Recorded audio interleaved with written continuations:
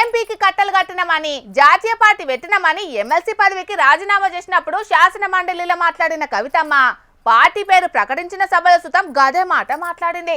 ఇక ఆ మాటల మీద ఇప్పుడు చాలా మంది కారు పార్టీ అభిమానులు బగ్గనే గరానికి వస్తున్నారు. మరి దాని మీద నజరేద్దాం పాండ్రోల్లా. మాది టీఆర్ఎస్ పార్టీగా ప్రజల మన్నన పొంది ప్రజల ముందుకు వచ్చినాం. మేము జాతీయ స్థాయిలో మమ్మల్ని మా కేసీఆర్ గారిని ఆదర్శంగా తీసుకొని ప్రధానమంత్రి గారు కార్యక్రమాలు రూపొందించే స్థాయికి మా పార్టీ ఎదిగింది తెలంగాణ ప్రజల ఆశీర్వాదం వల్ల. అందుకే భారతదేశానికి కూడా సేవలు అందించాలని మేము బీఆర్ఎస్ గా రూపాంతరం చెందినాం. పరిమితి చెందడం అన్నటువంటిది ప్రకృతి ధర్మం. టీఆర్ఎస్ బీఆర్ఎస్ గా మారింది అని అంటే అది న్యాచురల్ ఎవల్యూషన్, ప్రజలు కోరుకున్నటువంటి రెవల్యూషన్. మీరు మాత్రం అవాకులు చెవాకులు మాట్లాడి పిచ్చి పిచ్చి మాటలు మాట్లాడితే మా సభలో పల్లీలు బఠానీలు అమ్ముకునేటోళ్ళంత మంది ఉండరు. మీరు కూడా మా మీద మాట్లాడితే చూస్తూ గులాబీ సైనికులు ఎవరు కూడా ఊరుకోరనే విషయాన్ని మీకు తెలియజేస్తూ ఒళ్ళు దగ్గర పెట్టుకొని మాట్లాడండి. దేశానికి ఒక ఉద్యమాన్ని, దేశానికి ఒక విప్లవాన్ని నేర్పించినటువంటి అమోఘమైన పార్టీ, అద్భుతమైన పార్టీ మన బీఆర్ఎస్ పార్టీ. బరాబర్ ఏడాది కింద కారు పార్టీ రజతోత్సవ సభకు ముందు మాట్లాడింది ఇట్లా కవితక్క. మా ప్రభుత్వం చేసిన కార్యక్రమాలు జాతీయ స్థాయిలో అమలు చేసే పరిస్థితి వచ్చింది, అందుకే జాతీయ స్థాయిలో కూడా పనిచేయాలనే టీఆర్ఎస్ పార్టీ బీఆర్ఎస్ పార్టీగా మారిందని కుద్దు కవితమ్మనే ఎన్నో మాటలు చెప్పింది. అసొంటిది ఇప్పుడు ఏం పీక్ కట్టలు కట్టినామని జాతీయ స్థాయికి పోతామని ఎట్లా మాట్లాడుతుందని కేసీఆర్ అభిమానులు కుత కుత ఉడుకుతున్నారు.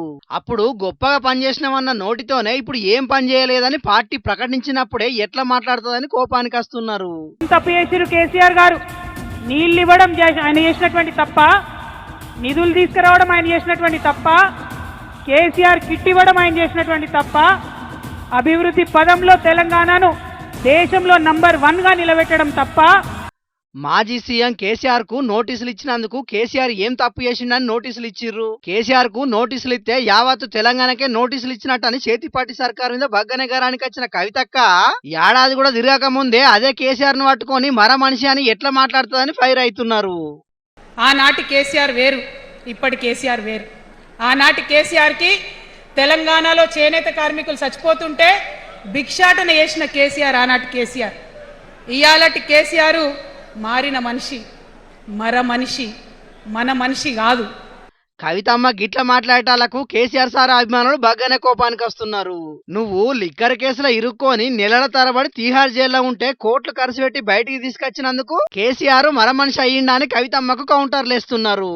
మరి కేసీఆర్ గారు పెద్ద ఎత్తున మిషన్ భగీరథ కార్యక్రమాన్ని చేపట్టి నల్గొండలో ఇంటింటికి నీరిచ్చినటువంటి సంగతి మీ అందరికి కూడా తెలిసిందే. ఆనాటి ప్రధానమంత్రి మన్మోహన్ సింగ్ గారి టేబుల్ మీద తీసుకుపోయి నల్గొండ ఫ్లోరైడ్ బాధితుడైనటువంటి పిల్లగాన్ని పండబెట్టి ఇది సార్ మా దుస్థితి అని చెప్పుకొని గొల్లున ఏడిస్తే ఏనాడు కూడా కాంగ్రెస్ వాళ్ళు కరుణించి ఒక వాటర్ ప్లాంట్ పెట్టినటువంటి పాపాన పోలేదు. అటువంటిది 10 సంవత్సరాల కేసీఆర్ పాలనలో కంప్లీట్గా సంపూర్ణంగా ఫ్లోరైడ్ని నివారించడం అంటే నల్గొండలో తరతరాల బిడ్డల కోసం చేసినటువంటి పని ఇది అని నల్గొండ ప్రజలందరికీ కూడా సవినయంగా నేను విజ్ఞప్తి చేస్తా ఉన్నాను. ఆయాళ్ళ ఇంటింటికి నీళ్ళు ఇచ్చిండు కేసీఆర్, 60 ఏళ్ల గోస తీర్చిండు కేసీఆర్ అని గొప్పగా చెప్పి ఇప్పుడు గిట్ల మాట్లాడుతందుకు నీకు నోరెట్లొచ్చింది కవితమ్మ అని ప్రశ్నిస్తున్నారు. ఏం చేసినారు మారిన కేసీఆర్ గారు? పంజాబ్ పోయినరు, గుజరాత్ పోయినరు, బీహార్ పోయినరు. మేము మొత్తం రాష్ట్రంలో పీక్ కట్టలు కట్టాం, నేషనల్ పార్టీ పెడతామని పోయినరు తప్పితే తెలంగాణ ప్రజలను పట్టించుకోలేదు. సరే పార్టీ పెడితే పెట్టుకున్నది, దాన్ని ఎవరు కాదంటలేరు. పార్టీ పెట్టుకున్న స్వేచ్ఛ అందరికి ఉంటది. పార్టీ పెట్టినాక ఆమె కొట్లాడాలంటే రాష్ట్రంలో అధికారంలో ఉన్న చేతి పార్టీ సర్కారు మీద కొట్లాడాలి, లేకుంటే కేంద్రం నుంచి రావాల్సిన అత్తలేవని కేంద్రం మీద కొట్లాడాలి. తెలంగాణకు న్యాయం చేయలేకపోతున్నారని బీజేపీ ఎంపీలను విమర్శించాలి. అంతేగాని రాదనుకున్న తెలంగాణ రాష్ట్రాన్ని తెచ్చిన కేసీఆర్ ను పట్టుకొని ఎటు పడితే అటు ఎట్లా మాట్లాడుతుందని కారు పార్టీ లీడర్లు కారాలు మీరాలు నూరుతున్నారట. మరిగా ఇది ఇంతటితోనే అయిపోతుందో లేకుంటే రేపట్ల కవితక్క ఇంకింత ఎక్కువ డోసు పెంచి కేసీఆర్ సార్ ను బీజేపీ కాంగ్రెస్ పార్టీల కంటే ఎక్కువ విమర్శిస్తుందో చూడాలి. మరి తెలంగాణను పచ్చగుంచాలని సర్కారు ఏటా జూన్ జూలైలో వన మహోత్సవం పేరు మీద లక్షలాది మొలకలు నాటుతున్నది. నాటిన మొలకలు పెరిగేదాకా కోట్ల రూపాయలు ఖర్చు పెట్టి పగడ్బందీగా చూసుకుంటున్నది. మున్పటి కంటే ఈ ఏడు ఎక్కువ మొలకలు నాటినాం. తెలంగాణను ఇంకింత పచ్చగా చేసేటందుకు ఆహార్నిశలు కృషి చేస్తున్నామని సర్కార్ పెద్దలు చెప్తున్నారు. కానీ అధికారులు మాత్రం జూన్లో పెడితే ఎండాకాలంలో చెట్లు కొట్టేస్తామన్నట్టే చేస్తున్నారు. ఏపుగు పెరిగిన చెట్లను అమ్మ తోడు అడ్డంగా నరికేస్తున్నారు హన్మకొండలున్న జాతీయ యూనివర్సిటీలా. ఓష్ని అన్యాయం పాడుగాను అభివృద్ధి పనుల మీద అడ్డమొచ్చే కొమ్మలనో ఒకటో రెండో చెట్లనో కథం పట్టించటోళ్ళని చూసినాం గాని గీళ్లు కనుసూపు మేరలా కనిపించిన వాటినల్లా కథం పెడుతున్నారు కదా. సర్కార్లు ప్రత్యేకంగా బడ్జెట్లు పెట్టి చెట్లు పెంచుతా అంటే వీళ్ళు పని కట్టుకొని నరుకుతున్నట్టే ఉన్నారు కదా.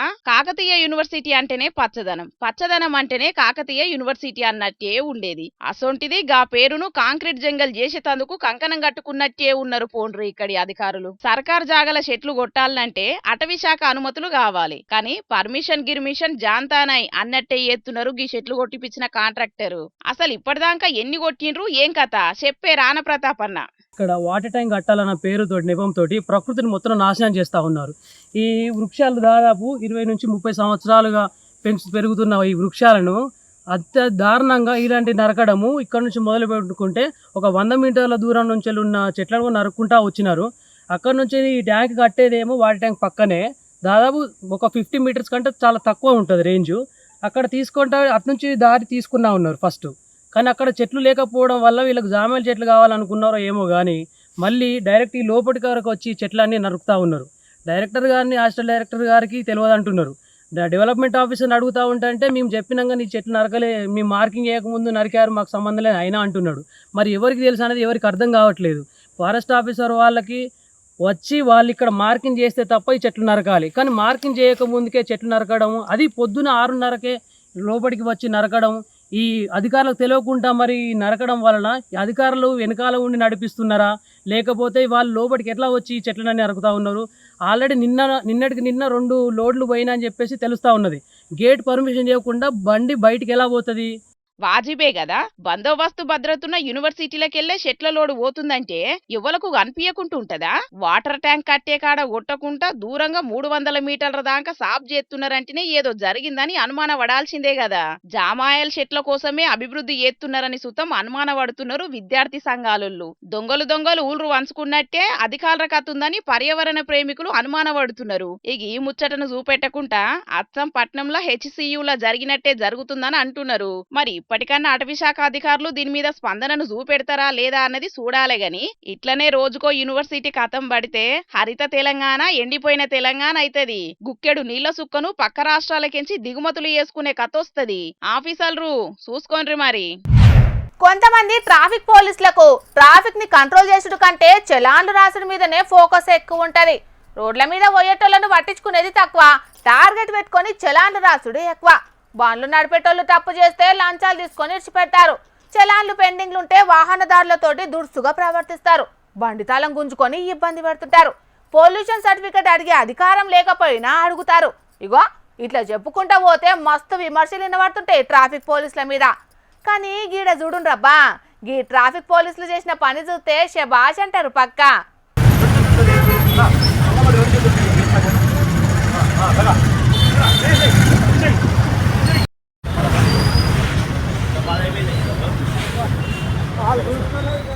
ట్రాఫిక్ పోలీసులు అంటే బాటెంబడి బండ్ల మీద పోయేటోళ్లను ఇబ్బంది పెడతారు, లీడర్ల సేవలా ఉన్నోళ్ల సేవల ధరిస్తారు అని అనుకుంటే పొరపాటోళ్ళ. కొందరు అట్లుంటారు కావచ్చు గాని ఇంకొందరు అయితే డ్యూటీల భాగంగా అట్లా చేయక తప్పకపోవచ్చు, కానీ అందరు అట్లా కాదోల్లా. ఇగో ఈ ట్రాఫిక్ పోలీసు అయితే ఇంకెక్కువ మనసున్నోళ్ళబ్బా.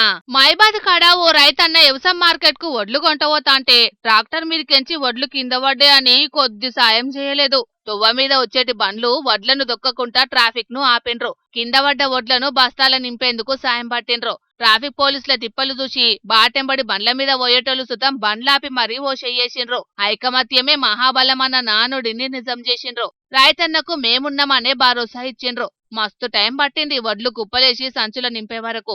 ఓ పక్క ట్రాఫిక్ ను కంట్రోల్ చేసుడు, ఇంకో పక్క బండ్ల మీద పోయేటోళ్లను బతింలాడుడు. 2 గంటలు తిప్పలు పడితే గాని కింద పడ్డ వడ్లు బస్తాలకు చేరలేదు.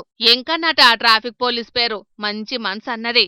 అందుకే మస్తు మెచ్చుకుంటున్నారు ట్రాఫిక్ పోలీసుల మంచితనం చేయంగా అక్కడున్నోళ్ళందరూ. ఈ వార్త ఇన్నోళ్లు సుతం శబాష్ ట్రాఫిక్ పోలీసులని మస్తు తారీఫ్ చేస్తున్నారు. ఏమైనా మనిషికి మనిషే ఆసరా.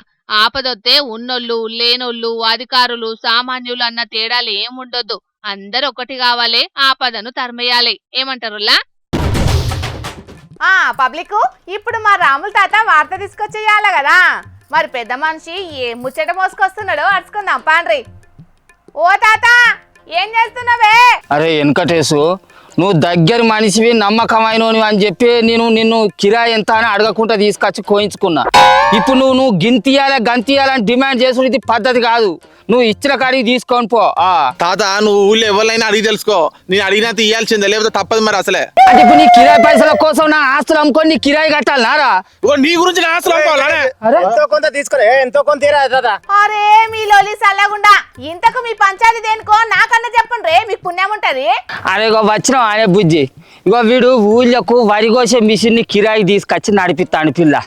ఇక వీడు నా తమ్ముని కొడుకే కదా, నా దగ్గర మనిషే కదా, లోకం మీద నడిచినంత కిరాయికే నడతాయి కదా మిషన్ అని వీని కిరాయి ఎంత అని అడగకుండా తీసుకొచ్చావు. నా వరి కోయించుకున్నా. గంటకు 2500 రూపాయల కిరాయి పాత లెక్కెంబడి అయితే ఇప్పుడు వీడు గంటకు 5000 రూపాయల కిరాయి ఇవ్వని అంటాను. అయితేనో ఇది పద్ధతేనా? నీ పద్ధతేనారా? మందిని ముంచి ఎంత సంపాదిస్తావురా, ఎంత బలుతావురా నీ బతుకుల? అగ్గో డబుల్ కిరాయి ఎందుకు అడుగుతున్నావే అన్న? మరి నువ్వైనా డీజిల్ అయినా దొరుకుతుంది అక్క. 200 రూపాయల బ్లాక్ లో తీసుకొచ్చి మిషన్ లో పోయి నడుపుతాను. అంటే మరి ఆ ముచ్చట మరి నువ్వు నాకు ముందుగా చెప్పవారా? నన్ను అడగవా మరి? అంటే నీకు గంటకు 5000 రూపాయలు చొప్పున నీకు కిరాయికి ఇచ్చుడు, ఈ దున్నుడు కూళ్ళు, ఇత్తనాల కూళ్ళు, ఆ నాట్ల కూళ్ళు, కొట్టుడు మందుల కూళ్ళు, ఇవన్నీ చేసి ఆ వరి పంట వండితే నాకు ఆఖరికి ఏం మిగులుతుంది? వంకాయ పొట్టు. ఎందుకు వ్యవసాయం చేసి అయితే ఆగు వైశాంతరం కోయించుకుంటూ ఎంతో కొంత చూసి నువ్వు తాపకోసారి ఇంత కొంత అని అంటారు. ఎంత చూసియారా?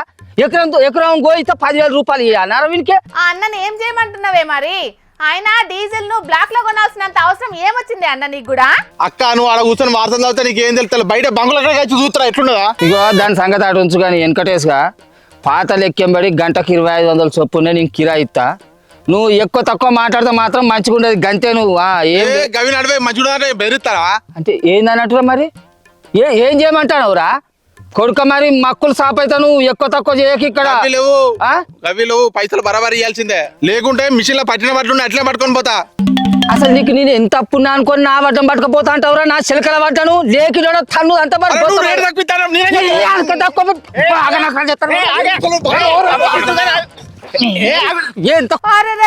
మీ పంచాయతీని పాతర పెట్ట ముసలోడా, ఎంతో కొంత మాట్లాడి కిరాయి పైసలు ఇయ్యక ఏందే ఈ లొల్లి?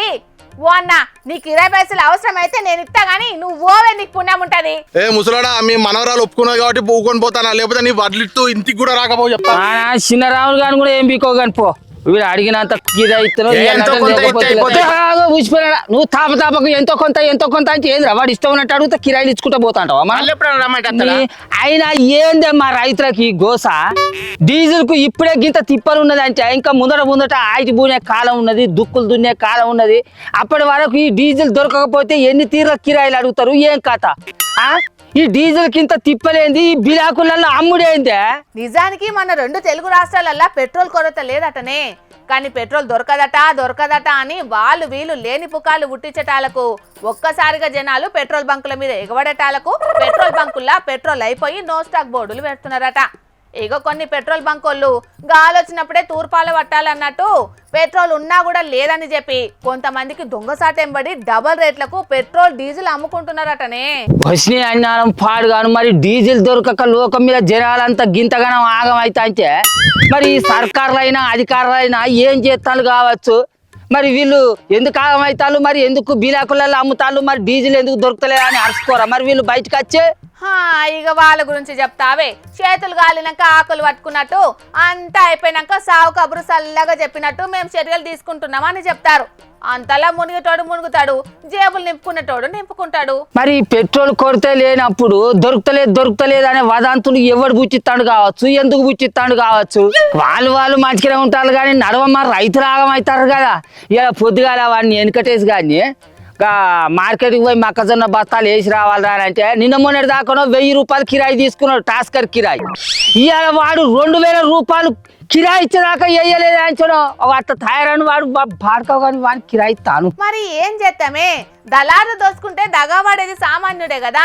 ఇక రైతులు బాగుపడమంటే ఎట్లా బాగుపడతారు చెప్పు? ఇప్పటికే గొట్టం పురుగు చేయవచ్చు, వరి దిగుబడి రాలేదే అంచనో. సరే ఆ పండిన ఇత్తులనన్నా యాల పొద్దుగాల కోసి గడ్డకు పడేసుకుందాం, ఈ కాలం ఎత్తులో చేస్తాండి అని అనుకుంటే ఇక ఈ వరి కోసే మిషన్లతోటి ఈ గోస అవుతుంది. వాళ్ళైనా ఏం చేస్తారు పాపం, డీజిల్ దొరకక కానీ ఏం చేయాలి మా రైతుల గోసలు. మరి ఇంకా ఈ కోసిన వడ్డిత్తులను అమ్మేటాలకు ఇంకెంత గోస ఉంటుందో శంకరి. మొక్కజొన్నలన్నీ అట్లనే ఉన్నాయి. అంతేనా?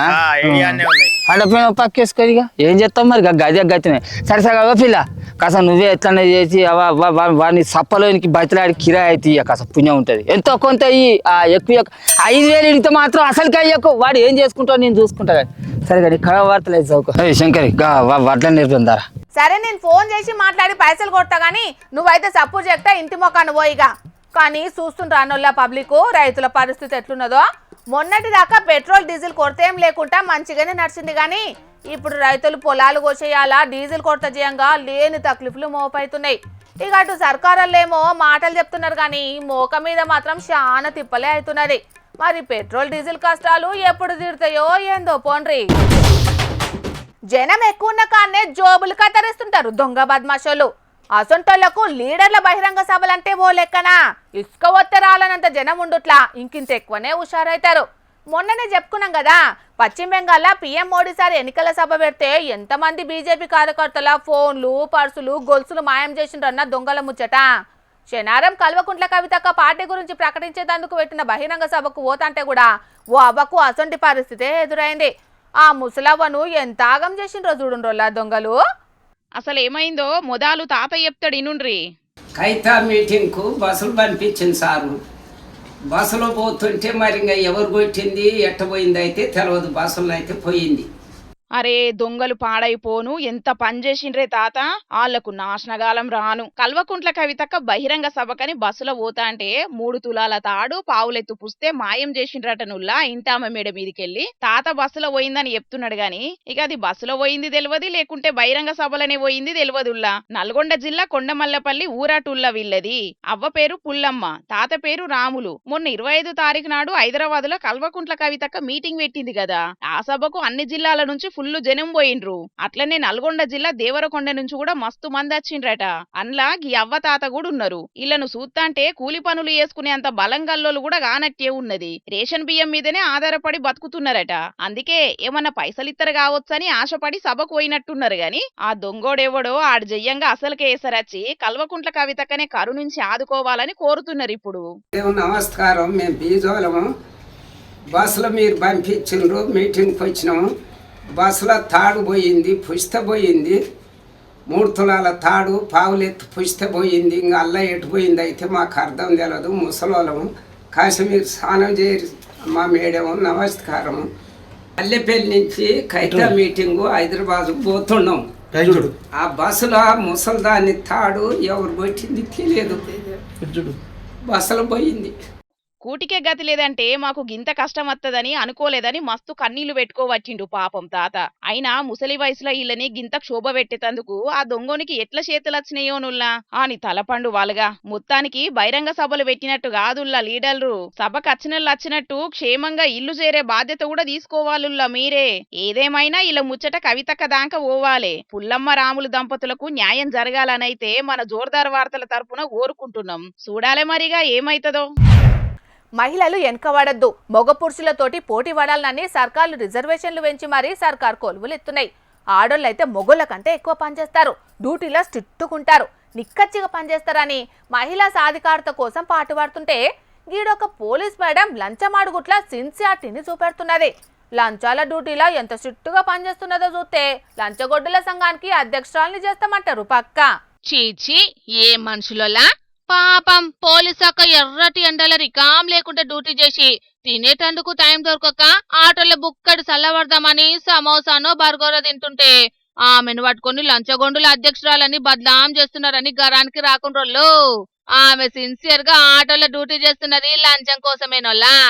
ఆటో డ్రైవర్ అన్న నిడిచిపెడితే ఏడబోతాడో అని ఆటోలోనే కూర్చున్నది. 5వ కంటికి తెలియకుండా ఆటోలనే 500 జోబులు పెడితే హాయిగా ఇంటికి పోదాం అనుకున్నది. కానీ ఆటో డ్రైవర్ అయిన నిఘా నేత్రానికే సిక్కి దునియా నోటితోటి లంచగొండాన్ని ముద్రేపించుకున్నది. బీహార్ దిక్కు జరిగింది గిది.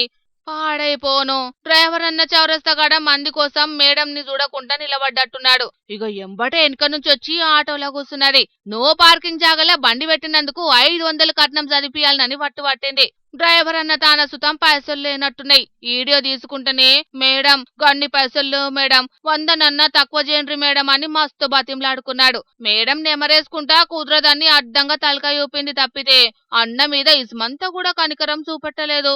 జోబుల లేకుంటే పైసలు ఫోన్లకు కొట్టించుకొని ఎస్ఐ మేడాన్ని నిమ్మలం చేసిండు డ్రైవర్ అన్న.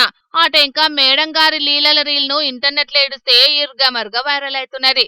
దీని మీద ఎంక్వైరీ చాలు చేసిండ్రట అటు దిక్కు పోలీసోళ్ళు. దొంగకు చెప్పే లాభం అన్నట్టు లంచగొండ్లకు ఎంతకంతే ఆసర కావచ్చు. మరి లంచగొండ్లు ఇంతకంటే దిగజారనుకున్న ప్రతిసారి అంతకంటే దిగజారి అంచనాలను అతలాకుతలం చేస్తున్నారని కామన్ పబ్లిక్ మస్తు కామెంట్లు చేస్తున్నారు. డిస్కౌంట్లు కూడా లేకుండా నిక్కచ్చిగా డ్యూటీ చేస్తున్నారని ఎడ్డియవట్టిండ్రు ఇంకొందరు జనాల రక్తాలను ఎండాకాలంలో జ్యూస్ లెక్క తాగేటందుకు పుట్టినోళ్లే ఈ లంచగొండ్లు అనుకుంటా ఇంకొందరు సొట్లు పెడుతున్నారు. బల్లె పంతుళ్ళు పిలగాన్లను దండించుడు ఎన్నడో మర్చిపోయినరోలా. పిలగాన్లు ఎంత పరేషాన్ పట్టించినా సుకుమారంగా తయారైనరని మాటలతోనే చెప్తున్నారు. ఇనకుంటే తల్లిదండ్రులకు చెప్పి తోవకు తెస్తున్నారు.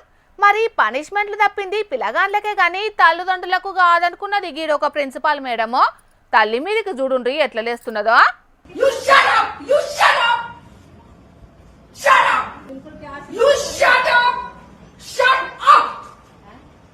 వామ్మో, నోరు తెరవనిత్తలేదు కదా మేడము. నోట్లకెళ్లి కూతెళ్తే చాలు గ్రామసింహం లెక్కనే కయ్య కయ్యలేస్తున్నది.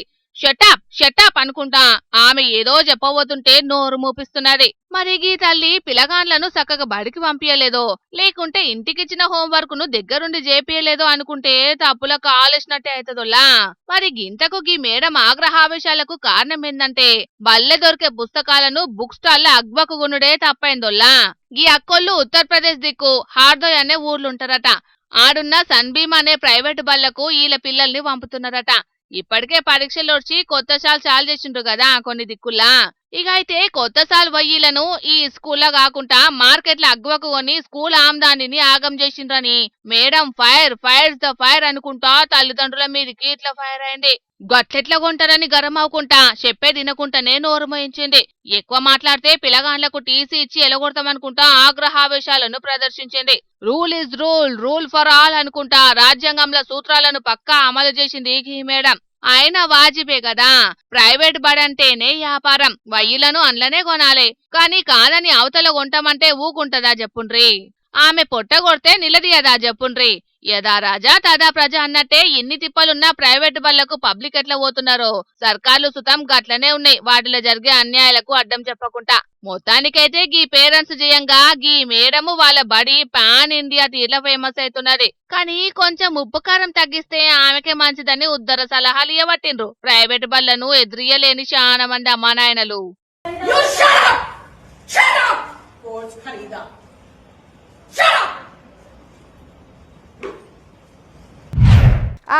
ఇక తెచ్చిన వార్తలన్నీ అయిపోయినాయి. ఇవుల్లా ఇయాల్టి జోర్దార్ వార్తలు. మళ్ళొచ్చే జోర్దార్లో మళ్ళా కలుద్దాం. అప్పటిదాకా చూస్తూనే ఉండండి హెచ్ఎం టీవీ. అట్లనే ఇంకిన్ని మంచి మంచి వార్తల కోసం హెచ్ఎం టీవీ యూట్యూబ్ ఛానల్ని సబ్స్క్రైబ్ చేసుకోండి. ఇసంటి ముచ్చట్లు ఆడ మస్తుగుంటాయి. అన్ని ముచ్చట్లు మీ దాకా చేరాలంటే తప్పకుండా గంట కొట్టుండ్రి, లైక్ చేయండి. ఈ ముచ్చటను మీ దోస్తులకి షేర్ చేయండి. ఏమంటున్నాం? సరే మరి, టాటా.